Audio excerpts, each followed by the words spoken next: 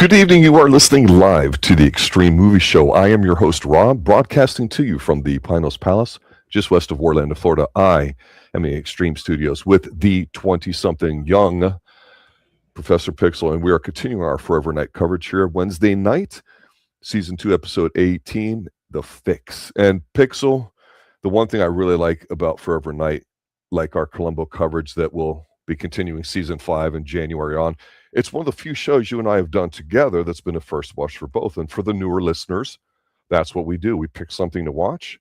We go live. We discuss it, what we like, what we don't like.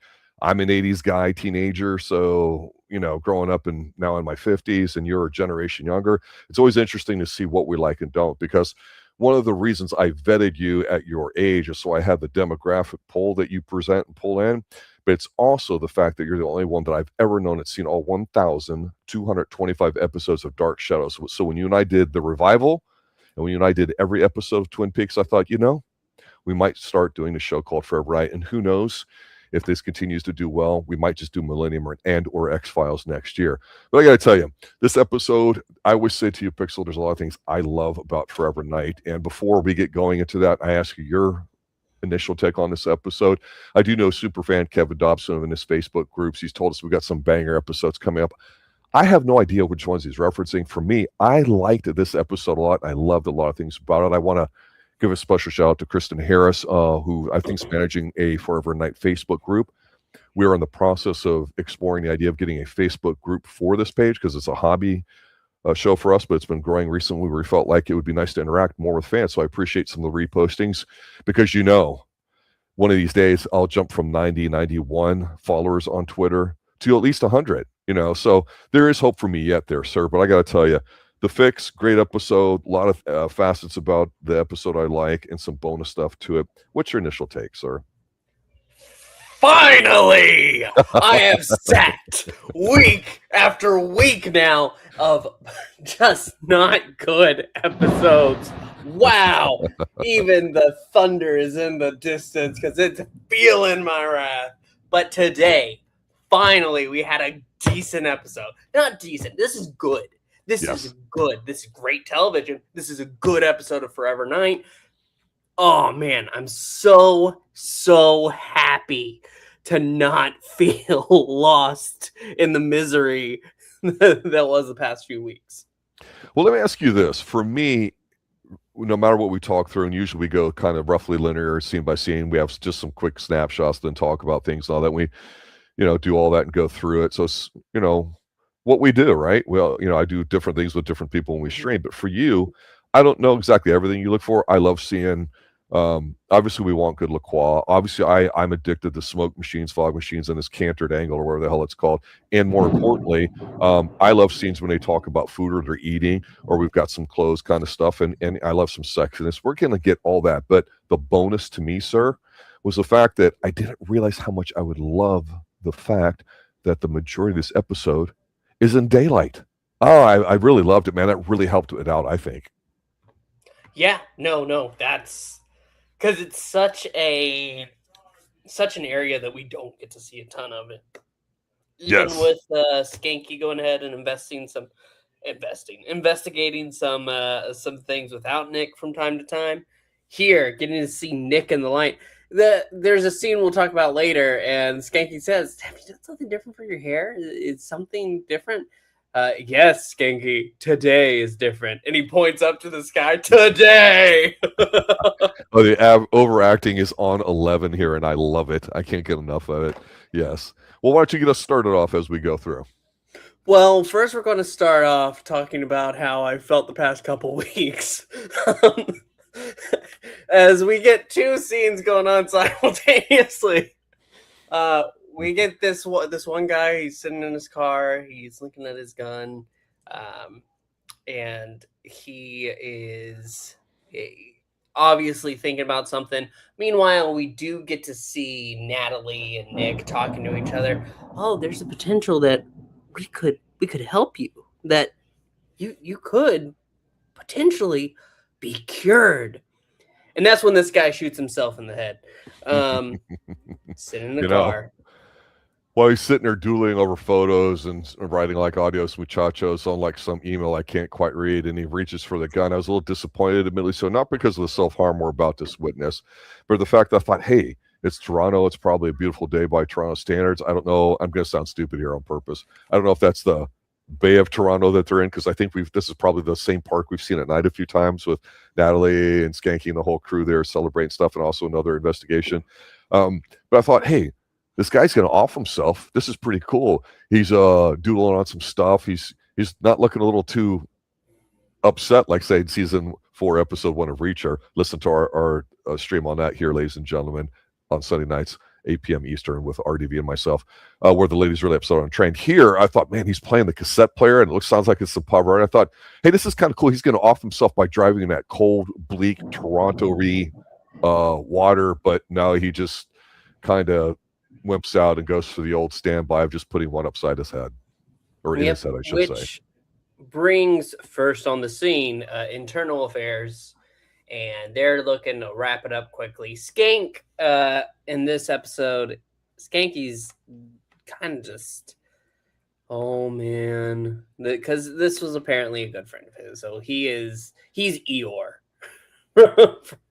this entire episode, and he's just like, oh well, you never know what somebody's going through and all this, but this is happening while Nick has some questions. He kind of wants to investigate it on his own anyway right now, and this is before what's about to happen,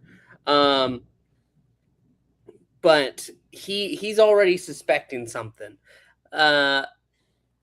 which we'll get into after we talk about science. Science is fun. Science is your friend. Science is your friend. There is no stranger danger when it comes to science. So Natalie has found this drug that was supposed to be used for cattle. Because after studying Nick's blood, we forgot to mention there was this whole scene where she brings out a bag of blood and it explodes. That was kind of fun. This is tremendous. Yeah, go ahead.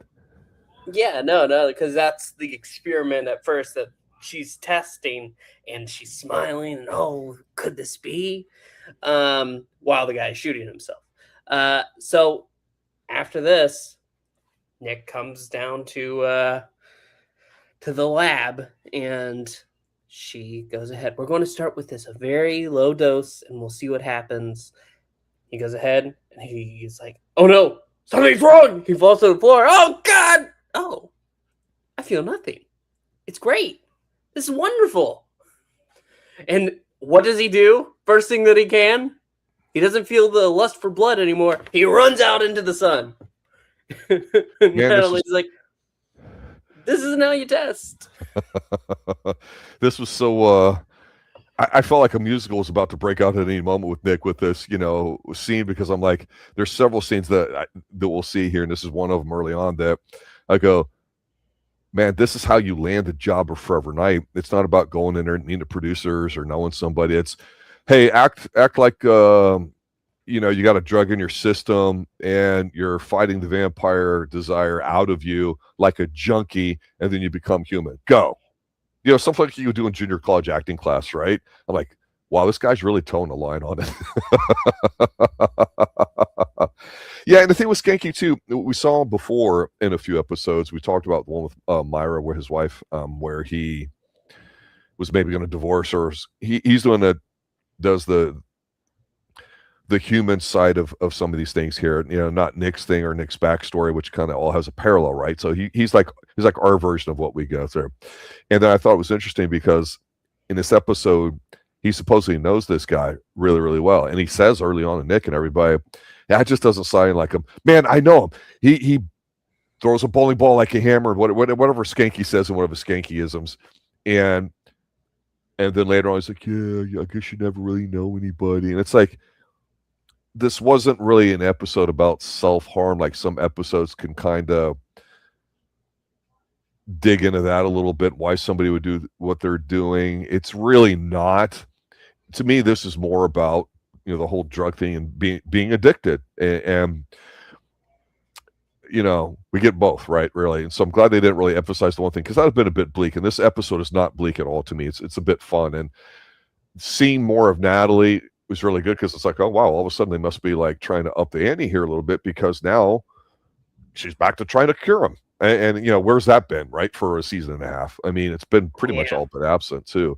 So I did like how in this episode's a little different, where most of the time they're not, Schanke and Nick are not working necessarily together. They are in some great scenes. The scenes they have together are great. Yeah. We are going to get to that. We do have to mention that the flashback is also of a time Nick sought out not Dr. Frankenstein, it's Dr. Frankenstein, to help cure him.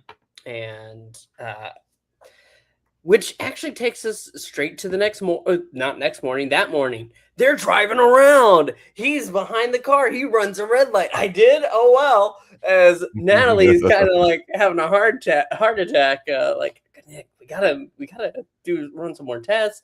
You should get some rest. That's what you should get. And he's like, yeah, sure.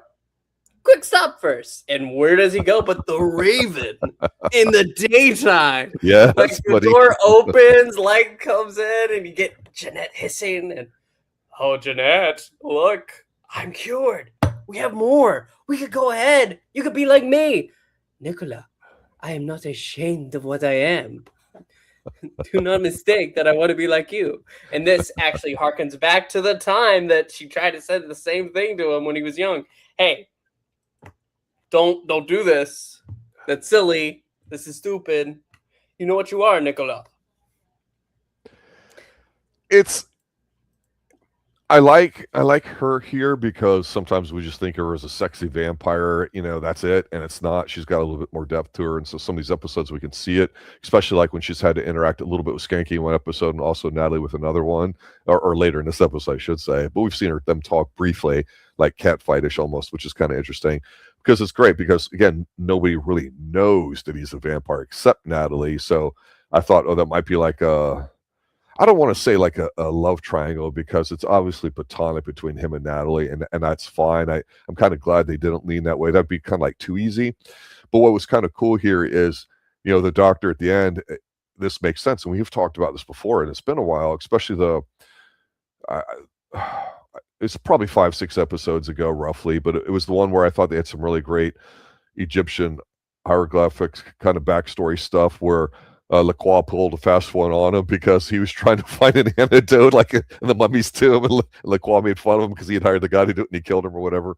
And then here, it would make sense he would go try to find somebody on his own, and I warn you, it'd be quite expensive. And he's like, you will be well compensated for your efforts, I assure you, sir. And all that flowery language and delivery.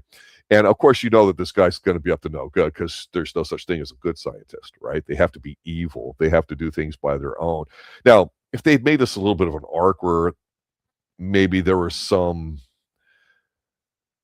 potential down the road of referencing back to this, how there really is a cure, and maybe LaCroix knows what it is, that could make things more interesting. But this show doesn't really reach. They might tease it best, and that's okay. That's fine. I've come to accept that that's how the show is, and I'm not going to complain about it, especially since the season's radically different than season 1. And I'm looking forward to season 3, which I hear is radically different. But what I thought was cool here was when he's driving around in the sun, he's obviously clearly acting like a junkie. He's high on life. He can't really share it with anybody. So I thought, okay, you're a mopey dude. It's gonna crash, obviously, because you're literally running high. But Schanke's he's like pulling up with something that looks like a piece of turd off the grass that I couldn't really see. It ends up being a lens cap or whatever, because he kind of doesn't think really that the guy did anything other than off himself, but he's kind of like looking at the crime scene, which is this lake area. And it was kind of funny when Nick comes up to him, sits down on a bench, and he's like, what's gotten into you, man? Have you shaved? You got a haircut? He just knows as a guy something's different, because we know that as guys. And he's like, yeah, it's today, just like you said. It's kind of an interesting scene. I thought, wow, Schanke's got no idea. And I'm really hoping, and I have no idea, and I don't want anybody to spoil it in chat. I really hope, because my understanding, Pixel, is that Schanke's not here in season 3. So whether he moves, gets killed, I thought, man, what a way to go out to see that Schanke would know that he's a vampire somehow, some way, and like maybe be an antagonist instead of helping him out, like take a bullet for Nick or something. I don't know, but I kept daydreaming of all these potential things they could do in the future because of how good these two guys are together here. I just seen him take a minute in the sun and saying how great the day is, all that. I liked it, but it only gets better after this when they meet the mob boss.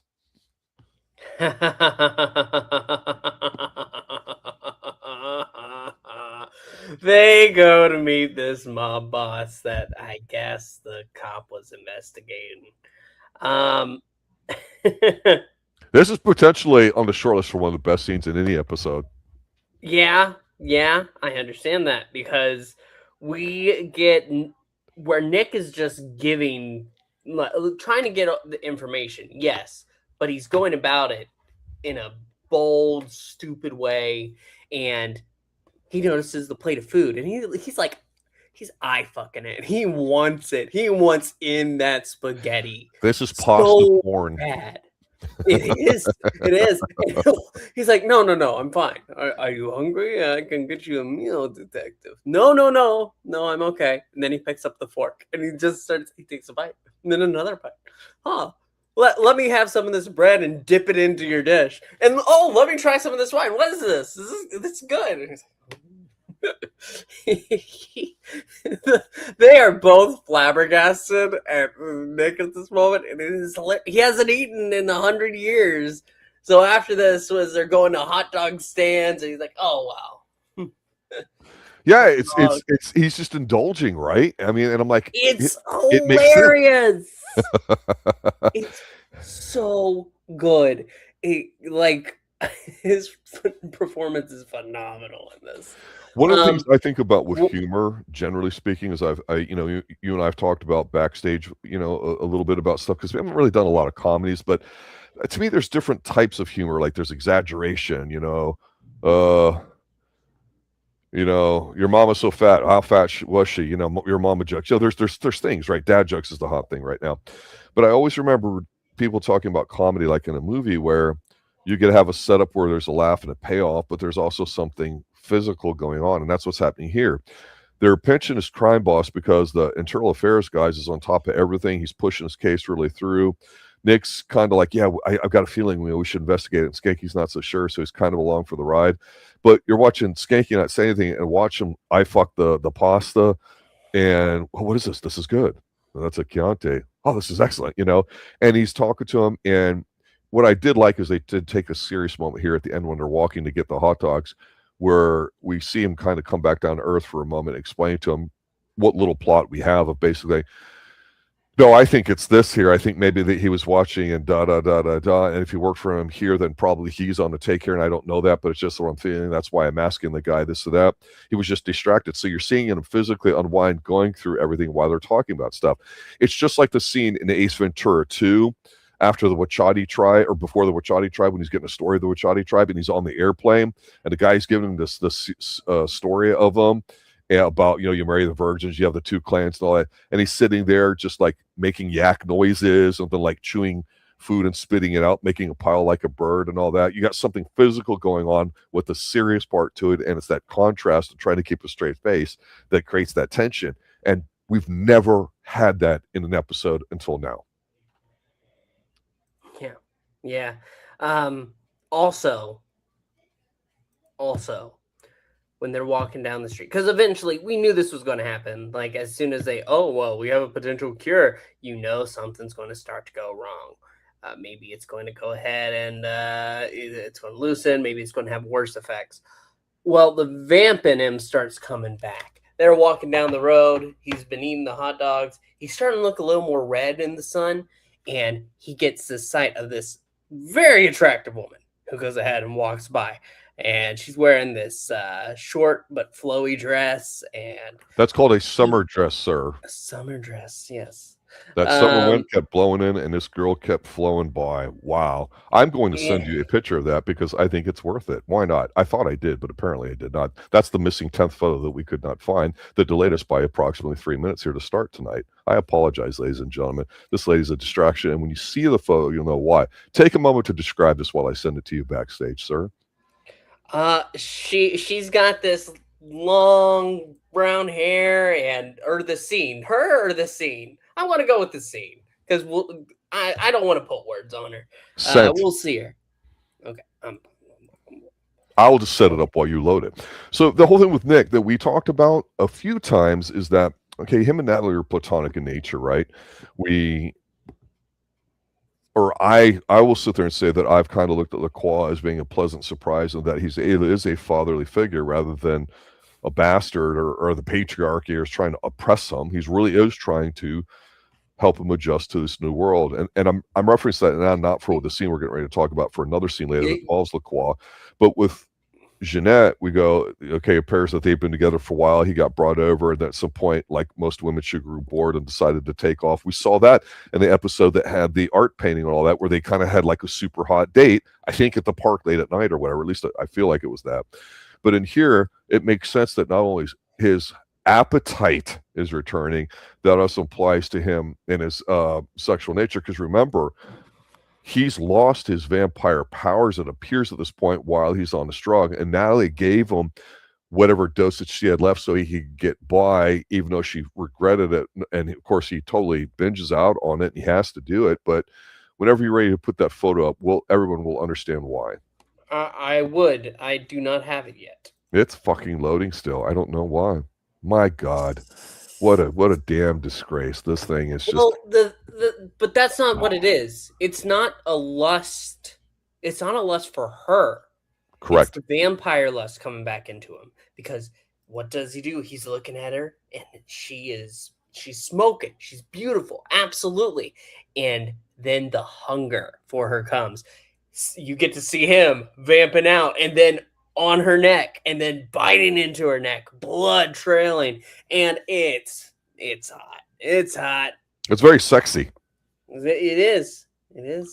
No, this woman is absolutely stunning because in the mid-90s, I think a lot of the sexuality had kind of been taken out of women on television. At least in the early 70s, a lot of them went braless, and that was like a feminist kind of thing. We've talked about that with Columbo and other shows. And unless it was an erotic sort of thriller or romance or implied sex, here it's supposed to communicate youthful beauty, lust, and all that too. And there is a sexiness about the show that we don't have to see what the act is. It is an adult show. And so I appreciate that he finally had something like it. Because he's tripping, right? He's literally tripping balls, seeing stuff that is not there. He cannot get rid of these urges that he's lived with. If you think about it, was it 1228? And it's 1994 or whatever like that. So 600-700 years or whatever it's been. A good 650 of that, roughly 90-95% of his adult vampire life, he's been having these urges. So it makes you question whether or not that's something he can control long term. And we know it's not going to happen. Yeah, of course. Yeah, it doesn't look like it's going to come through. Let's just continue. I think the world doesn't want... They want people to watch this episode. That's what it is. They want people to go watch this episode just for the hot girl that walks by. It kind of reminds me of a show that I don't know if any of our listeners might listen to, but there was kind of like an adult horror show that was kind of very dreamy, like an HBO late at night in the 80s called The Hitchhiker. This reminds me of like an episode like that where whatever you're doing in the show, it feels kind of like you're in a dream state or whatever. It's hard to explain that. Some shows and all that can evoke that mood. His flashbacks, this is definitely feels that way. That was very dreamy, ethereal to the layperson.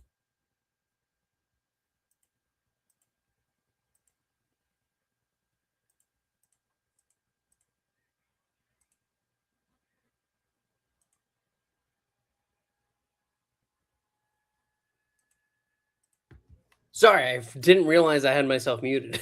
Hey, stop rubbing one out on this picture and let's get going, sir. Well, I do finally actually have the picture. Man, Tubi is blurry as all shit.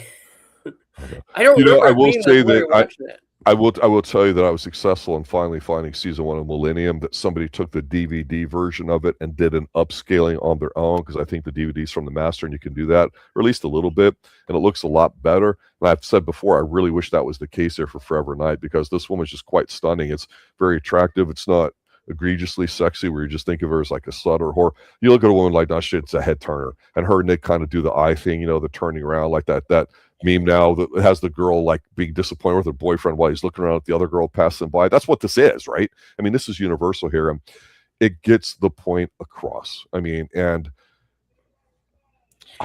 man, it's okay, Nick. What's the line Janette says in this episode? I think it's coming up really soon, which is like, "Really, Nikolai, you are eternally a boy." That's true because he is. He has not matured at all. I mean, and I'm like, thank God somebody said it. What I'd been saying a few times before. I just go, he's never grown up. I mean, and I just go, Nick, how stupid are you that you really think this is going to work? Because he's like, okay, I'm fine. I'll just go to the Raven again, and I'll get her to come back, and everything will be like the way it was before. And he just doesn't think at all. It's really classic Nick. It is. And after this, he finally he does go back to Natalie. No, he goes home and he has his whole. Oh, how could I forget? Yeah, he goes home. He has this whole tripping out as he's feeling the urge of blood come back. He takes a bottle, he drinks it down, and he's like, "Oh no, I need more." And he takes it and he pumps himself full of drugs. And as the drugs are setting in, he hits the ground. Who's lurking in the distance but LaCroix? The funniest line ever, and I don't think it was intentional that way, where he's drugged out and he looks up LaCroix and he goes, "Who invited you in?" Right? That is funny. I didn't even think about that. And LaCroix is wearing that saber-looking pendant in his neck that I've referenced a few times before. This might have been the exact same outfit he had before. I guess maybe they just kept one copy or whatever for his, one day of filming or whatever while he was doing other stuff. Yeah, and he comes in and he's like, "Nicola, what are you doing?" And Nick says, "I found the cure, LaCroix. I have the cure. I'm mortal. I'm human again." And LaCroix says, "Well, if this is the cure, give me the disease." Because he's strung out. It's really bad. It's really, really bad. And LaCroix is telling him, "Hey, listen, I'm being patient here. The others," which is the greater vampire council that we have been alluded to before, they will not be happy with this. They know everything, Nicola. And I know that you are in pain because a father knows when his children are hurting." And Nick goes ahead, goes to the window and like opens it and shows one moment.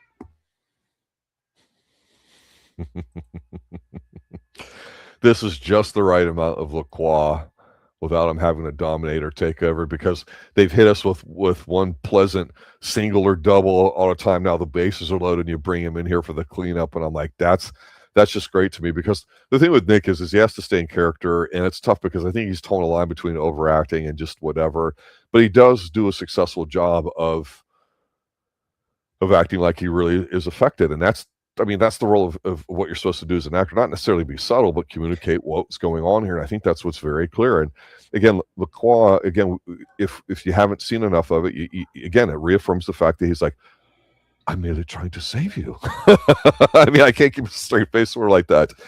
"Really, this is going to be the side effects. Cravings of blah, blah, blah. I'll take the disease."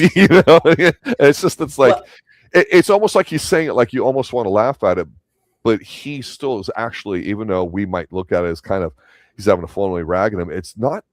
I swear it doesn't come across as malicious to me. He's really educating him because he does something serious there. He stands in the sunlight and smokes a little bit while he's delivering the last little part. I'm like, yes, more smoke machines. This is good stuff. Yeah, it is great. It is fantastic. He steps in the sun. It's his mini Barnabas moment. Remember when Barnabas had to come down while he was still being treated and it wasn't enough, so he was hurting, and you had Julia in the distance like tearing up as she watches him stand there. It's great. I love it. I'm a sucker for it. It made me think that if he's one of the older ones, because obviously he's older to bring him over, I don't know how much older, again, do you get more powerful as you get older? Because sometimes in vampire lore, that's alluded to. But who's to say that when you're a vampire, you're just a vampire, and the only thing that might be able to grow is your mind? Because this is one thing I keep thinking about, and I'm going to reference something in segue here for a minute just to bring it up, since we're talking vampires. But the Lestat novels from Anne Rice, the first couple of them, there's more afterwards. I think they started in the 70s. I read them in the 80s. The movies came out in the 90s. One of the girls, I forget her name, I think Kirsten Dunst played her in the movies, but she was basically like around 11, 12 years old. She was just young when she was turned as a vampire, basically pre-sexual, if you want to call it that, for lack of a better term. And so I might be remembering details loosely here, so just bear with the idea, is that obviously she was educated. She could learn stuff. She could read a book. She could get educated. She could learn science. She could learn medicine, all that. But at the end of the day, she's still a 12-year-old girl mentally. And I look at Nick and I go, he seems like he's like a 14-year-old, I'd say boy, but at the time was probably more like a young man who's naive and everything. And even though he could have 10, 20 degrees worth of knowledge in his brain over the years, whether he's chosen to or not, we've never really seen, that I can recall off the top of my head, any sort of vampire lore or IP or whatever you want to call it, where that's the case. Because to me, LaCroix, he might be powerful and just knows that he is. But to me, it'd be kind of cool, like, well, hey, why don't we have vampires, scientists working on stuff for 500 years to make us even more powerful? I've never seen that angle ever, right? I mean, and it's like, I thought when LaCroix stood there in the sun and all that, he was basically saying, watch me, Nick. That way you'll listen to me more, because I will prove to you in some way that I'm worth listening to, whether by knowledge or by power or whatever, right? So again, it's not going to probably allude to anything later on, but I just thought that was a hell of a display on LaCroix's part of just standing in her sun. It's just a great way to finish the scene to me. Yeah, no, I think so too. And then we get to where this is eventually going to start heading. They stage this. They don't even really stage. They talk about forming like an intervention because Natalie realizes something's wrong when Schanke tells him everything that he's saying. And he says, we're going to have to do something for him. And you think, okay, intervention time. But no, he goes over to Natalie, and Natalie like takes what's left of the drug, and she's like, no more. You can't do this, Nick. You don't know what this is having an effect on you. This isn't a cure. You are diseased at this moment. You cannot keep doing this. And Nick's like, oh, you're betraying me. Schanke comes in. Oh, I'm interrupting something as he's like holding her wrist, which was an odd take to me. I think that Schanke going in there and they are, it didn't look like a romantic moment, but he's, oh, I'm going to go ahead and let myself out. Why would he do that? That felt off to me. Like he should have been like stepping in, realizing that something's wrong with Nick. Right. Yeah, something was weird there, but it still doesn't, it's not enough to take away from the episode. He thinks that this whole conspiracy Nick is following is crackers, and he's not going to follow it. And he tells him that. And Nick is like, oh, so you betrayed me too. If you won't give me what I want, then I will, then I'll go on at it without you. And he storms off, and he goes home, and he's brooding and feeling the effects. He needs more of the drug. And that's when a message comes in from the mob boss telling him, hey, meet me down by the scrapyard, and we'll go ahead and I'll give you the full story, everything you need. Because this is in no way a setup for a hit job. No way. Absolutely not. What do you mean? So Nick breaks in, and he doesn't have his vampire power, so he can't just like pull off the lock. So he has to use like a little jam thing, like break it down. He takes the drug, and he drives over to the scrapyard. The window rolls down. The mob boss is there, and he's like, oh, you have the story? Yeah, here it is. And he leans back, and the guy with the gun goes out and shoots him. Who is the internal affairs guy? Yes. I think. Yes. If I recall correctly. Maybe. Yeah. I like when you described how he had a difficult time breaking into Natalie's drug box or like that, because you're right, he can't just do that.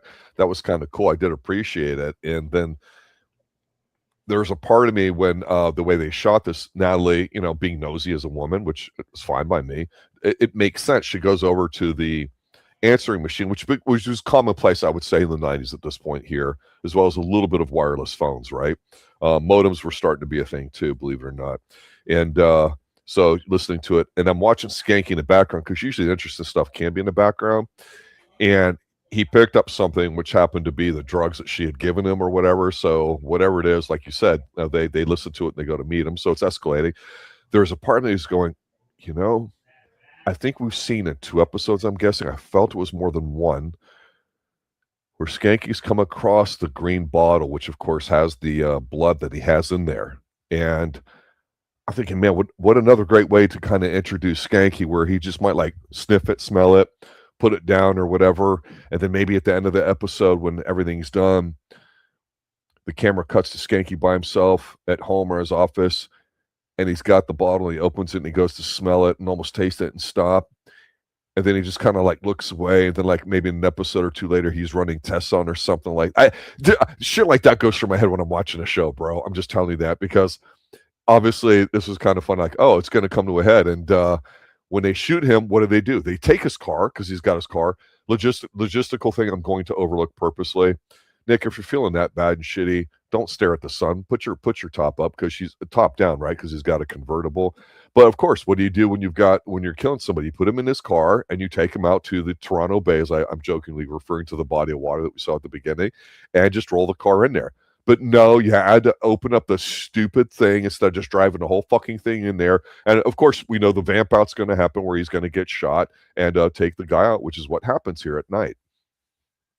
Oh, it's great. Yeah, after getting shot and, deal with this trash. How about we go get a drink, Mr.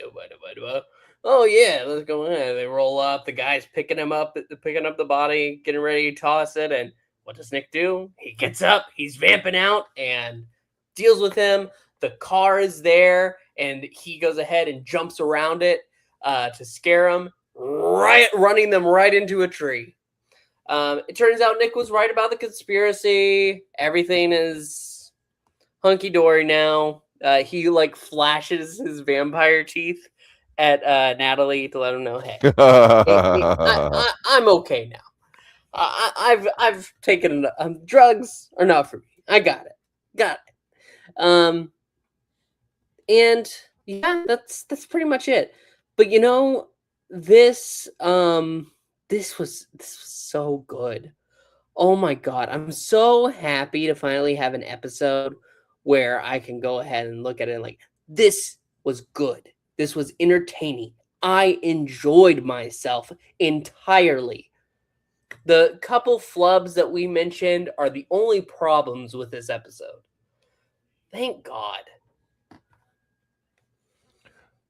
At what point did you think you liked it?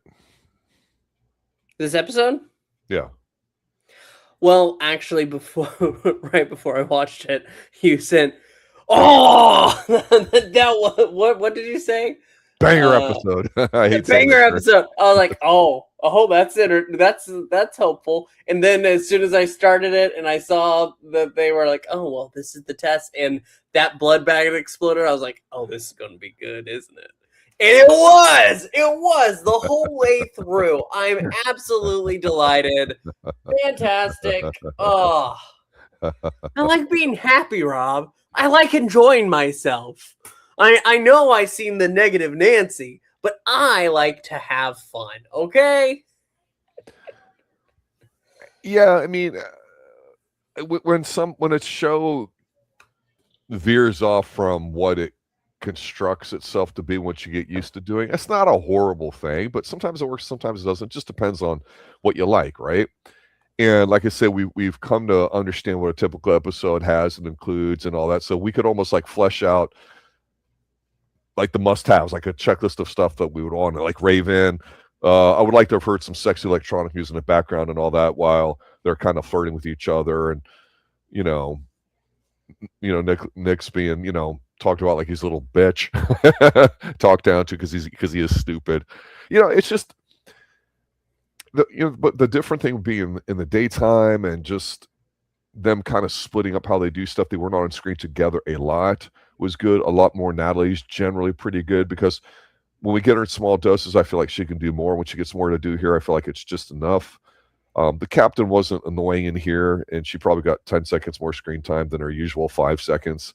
It's just they haven't really done much with her. The internal affairs guy, we knew he's a bad guy. Why? Because they all are. It's internal affairs. And we don't care about the mob boss, but it's memorable because we got him gorging out on food. And it was just like, man, I'm not ready for that.